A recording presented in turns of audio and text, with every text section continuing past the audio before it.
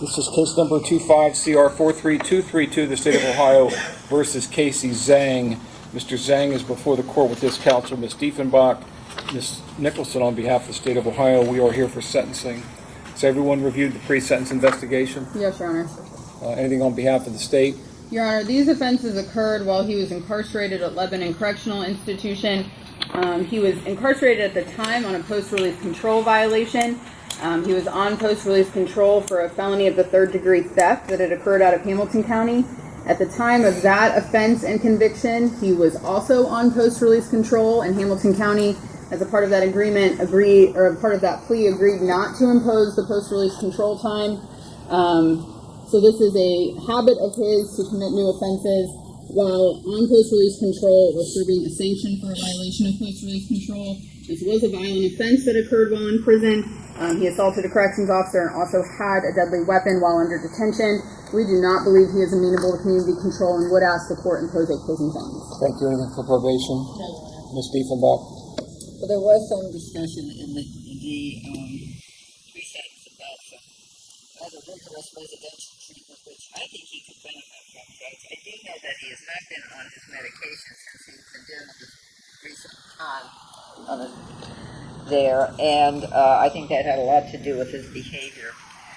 He has a long history. He also has a history of, after he lost his parents, and he was actually kind of out there, a real Hamilton County on his own. But I think he could benefit. He needs to get back on his medication, and I think he could benefit from the kind of rigorous residential treatment program that was described in the pre-sentence. Thank you. Mr. Zhang, is there anything you'd like to say? That I am back on my medication now. I haven't been in no trouble in almost a year. Well, I completed the CCC program for the drug and alcohol and cognitive behavior program.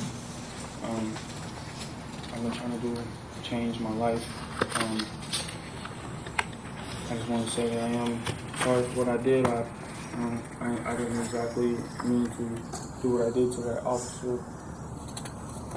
But I take responsibility for my actions. That's it, man.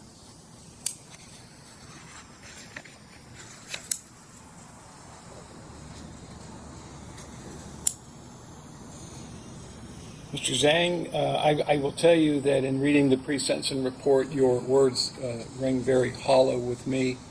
In the time you've been in our county jail for 95 days, just this year alone, and in fact within the last month, you have 3 write-ups from our jail. Then I get into the infractions that you committed while you were in one of the prisons located in our county. 2, 3, 4 pages of infractions that you've committed. Then I get into your juvenile record, and it certainly doesn't help that the juvenile courts in some of our surrounding counties do absolutely nothing to you. You're just getting pretty serious offenses of violence. Most of them are dismissed, adjudicated delinquent, but nothing's ever happened to you. Then you become an adult, commit a burglary back in 2018, and then immediately coming out of prison while on PRC, you commit. An Ohio judge sentenced Casey Zhang to 36 months in prison after he assaulted a correctional officer while already incarcerated. Citing his repeated offenses, prison misconduct, and failure to follow the law, the judge ruled prison was necessary, but offered one final chance through possible judicial release if he proves lasting change. It is necessary to fulfill the purposes of the prison sentence, including punishment, deterrence, and protection of the public. So on count 1, get this done. On count 1, the assault charge, the court's going to order you to serve 24 months in prison. You can't be assaulting people because you don't like what they're telling you to do. These are corrections officers that already have a difficult enough job. And it just irritates me that you think that you can just be a bully to them. It doesn't work that way. On count 2, the court's going to order you to serve 12 months in prison, not to be served consecutive to the 24 months. The court finds that a consecutive sentence is necessary to punish this defendant and to protect the public from you. It is not disproportionate to the conduct or danger posed by the defendant, and these offenses were committed while the defendant was serving a PRC sentence in the Department of Rehabilitation and Corrections. You have 95 days jail time credit. The court finds that you're indigent for the purposes of any fines, costs, or other financial sanctions. You're also subject to a discretionary period of post-release control. When you are released, the adult parole authority shall once again try to supervise you for up to 2 years. If you violate that supervision, they can return you to prison for up to 1/2 of this court's original sentence. If your violation is that you commit another felony, you can be returned to prison for 1 year, or the period that you have left on PRC, whichever is longer. That time would run consecutive to any additional prison time that you get sentenced to. There may be opportunities for you to receive up to 1 day per month for participating in certain education, vocation, or other programs sponsored by the Department of Corrections.